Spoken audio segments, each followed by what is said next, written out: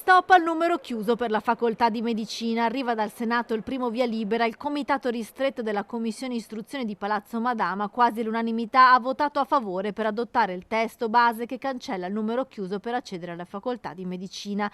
Tra i primi a manifestare soddisfazione per questa notizia è stato il governatore del Veneto Luca Zaia. Era ora i grandi chirurghi e i medici si selezionano durante l'iter degli studi e poi si confrontano in sala operatoria, in corsia, non certo con un assurdo sbarramento iniziale con un test a crocette, ha detto il presidente della regione. In Veneto c'è una carenza di circa 3.500 medici. Anche il direttore generale dell'azienda ospedaliera di Padova, Giuseppe Dalben, parla di scelta positiva. Tutto quello che arriva dal punto di vista normativo che aiuti la maggior presenza appunto sia nel percorso formativo di base, parliamo di laurea per quanto riguarda i medici, sia nel percorso appunto di specialistico, quindi della specialità, tutto quello che arriva per aumentare il numero di professionisti che possono essere poi riversati nel sistema sanitario regionale, per noi è assolutamente importante. Anche perché la Giunta regionale ha approvato il nuovo piano di abbattimento delle liste d'attesa nella sanità che dovrà essere discusso in quinta commissione. In Veneto le prestazioni in attesa superano le 20.000,